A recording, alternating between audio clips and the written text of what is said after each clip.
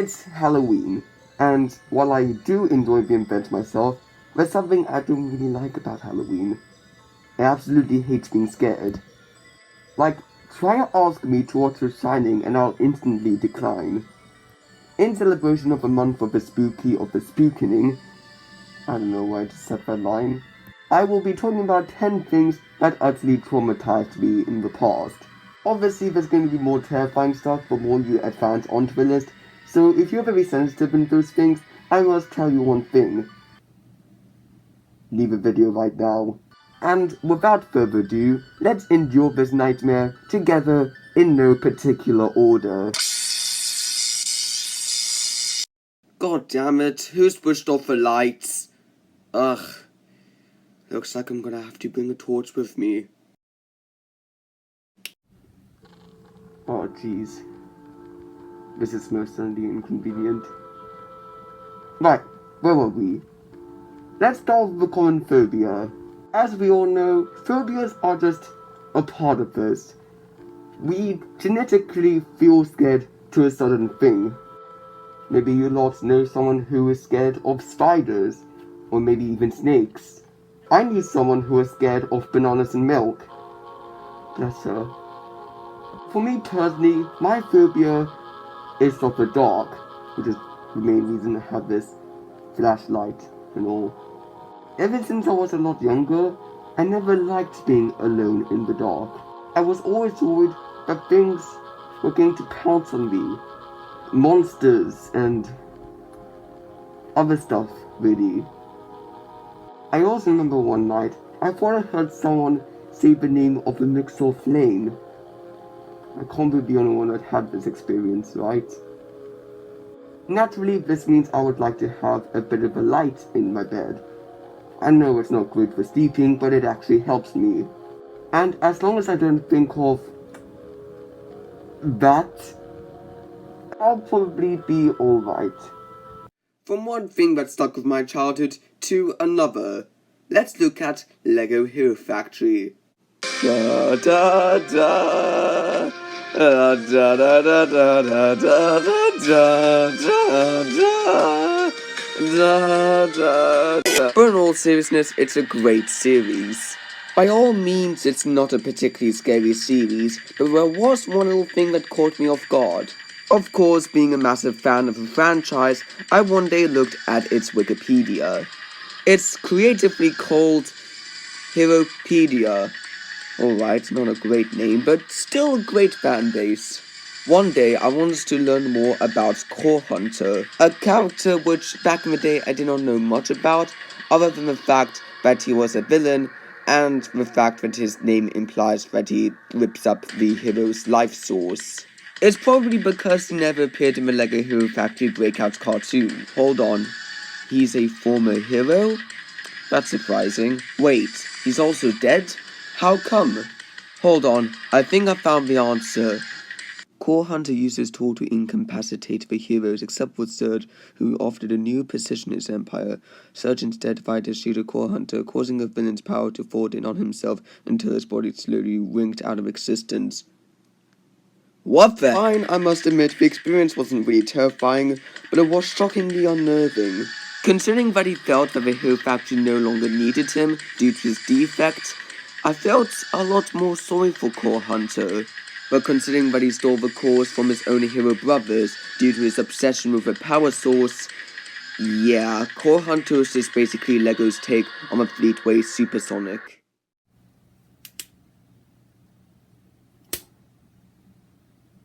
That last entry was pretty daunting. Kind of. So why don't we take a more friendlier franchise? Just Dance. I mean, surely they can't be too bad. I mean...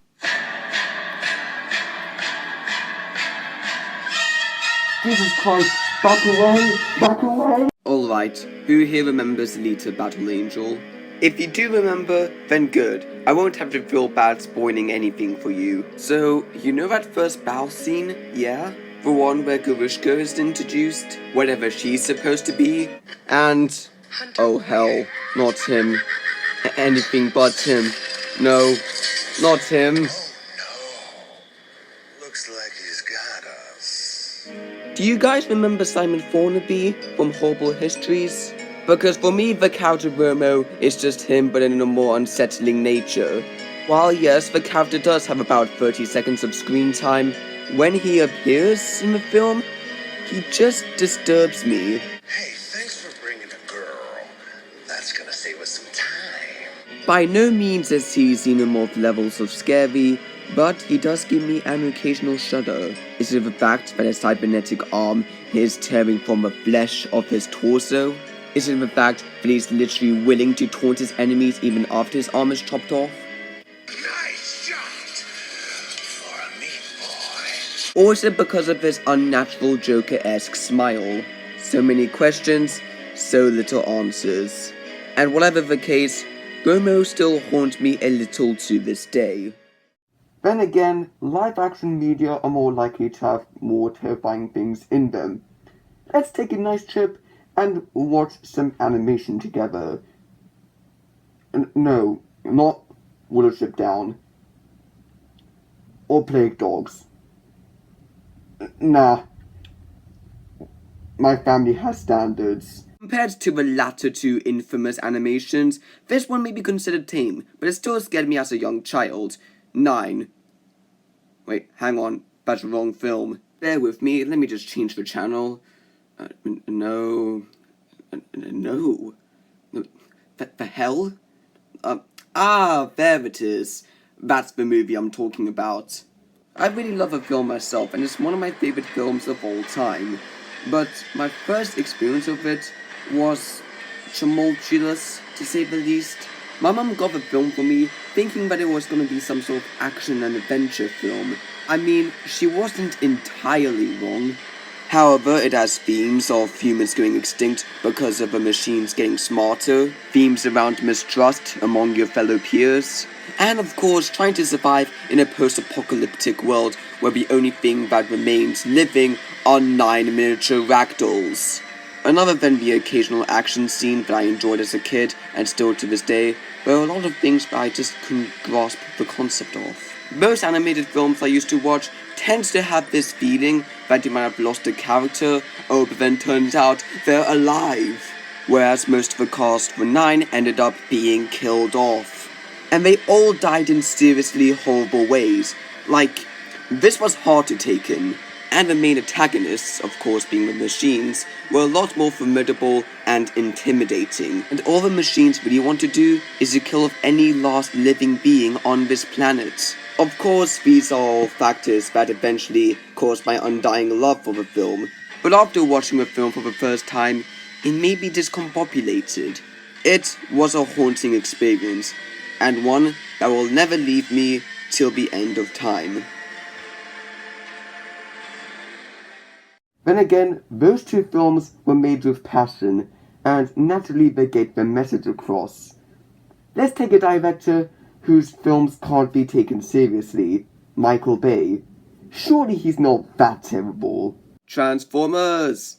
Unnatural horrors in disguise. Michael Bay's Transformers films may not be huge works of art, being the highest it can muster is mixed reception, but for me, they're a guilty pleasure, and time again, I always love rewatching them. But one scene in particular from 2014's Age of Extinction really gave a nasty feeling in me.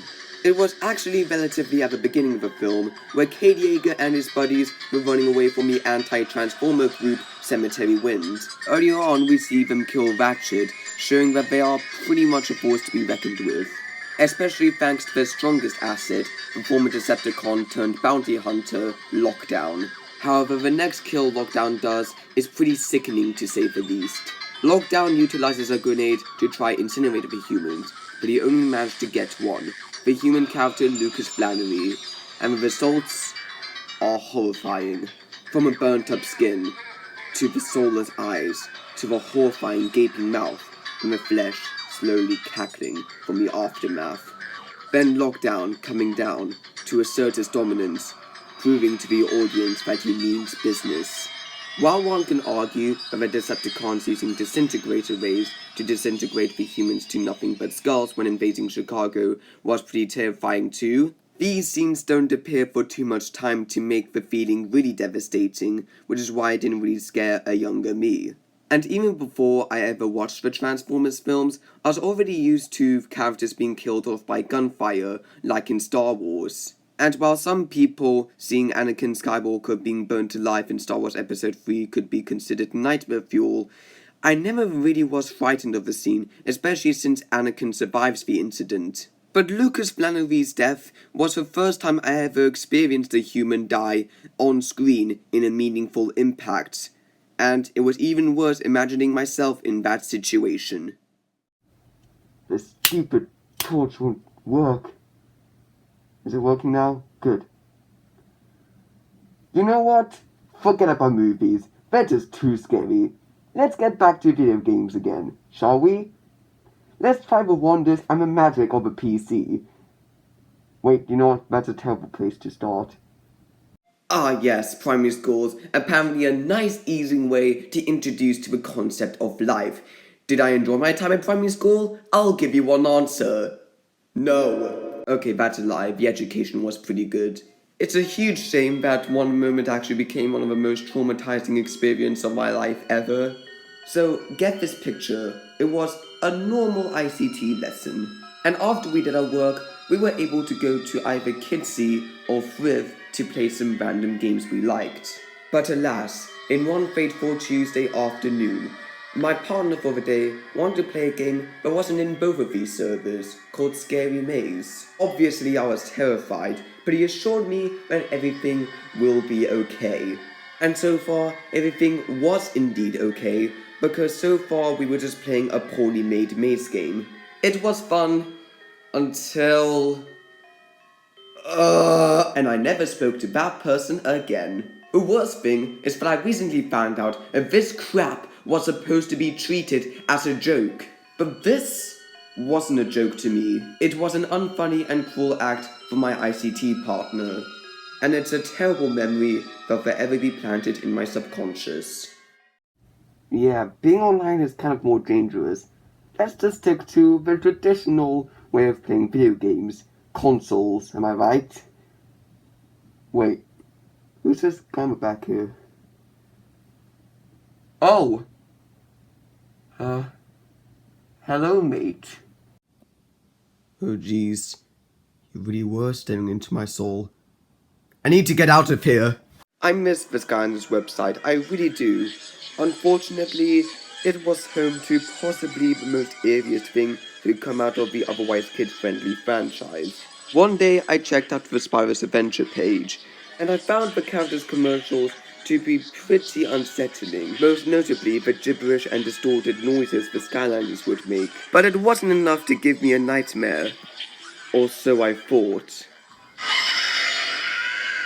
And then along came Ghostbuster. Ghostbuster looked a lot more realistic, so I was already intimidated by his design. And his abilities, where he turns into his ectoplasm form, and when he charges into you with his skull head, really got under my skin. But the thing that petrified me the most about Ghostbuster was his laugh. I even vividly remember one night when I was sleeping, when I heard thunder, I ended up hearing his voice. That caused me to strangely and slowly get attached to the character. And when my mum finally got him one night, he quickly became my favorite Skylander. Yet, it was because of Ghostbuster I was too scared to play Spyro's Adventure until I was much older. Even though Ghostbuster is a massive exception to this rule, it's not easy to like, let alone forgive a character who gave you a terrible first impression. Okay, I may have been too overwhelmed by the power shortage in my room, so I came here. Because there's natural light. I'm just glad it's not snowing while making this video. Yes, I've just lazily scrolled my next pick. Doctor Who, or as I call it, English Star Trek, isn't afraid to have its occasional weird moments. At least, that's what I assume. I never really took the time to watch the entire series. I only watched 2 episodes from season 13, and I got to be honest, they were great. Yet, for some reason, even before I actually tried watching the show, I used to pick up a Doctor Who magazine from time to time. Sometimes even along with Epic, Toxic, and whatever Lego magazine I might have fancied. There's only two things I really remember about the Doctor Who magazine. It was back then when Matt Smith was playing as the Doctor, and when these horrible abominations known as the Snowmen appeared in one page. While nowadays I think they look ridiculous, back then, this looked too realistic for me. And they ended up causing two nightmares for me. One of them is so graphic I will not get into detail, and the other is when members of my family had the same faces as them and they were coming after me. This, of course, rendered me too afraid to pick up another Doctor Who magazine. For some reason, even today when I go by my local gas station, I don't see any Doctor Who magazines anywhere. Many parents just had the same complaints. Unfortunately, our time is nearing our end. So before I get to my number one pick, even though these were in no particular order, I got an honorable mention I would like to shout out because I forgot about it while making this video. And if I remember it, I might as well tell you guys. One of my mum's best friends is an artist, and I personally really love her art too. And one day, she gave this to my mum. Yeah, I had no words about it. And now for real, we get to our number one. The thing with number one is that compared to all the 9 others, where they're just in no particular order, this one scared me a lot as a young lad, and still a little to this day. And even worse, it's not a piece of media, it's not from a comic book, no, it's actually a sound effect. I remember one day, I was in a drama course, and then they played that sound, and let's just say, I was pretty traumatized. Ladies and gentlemen, this is the sound.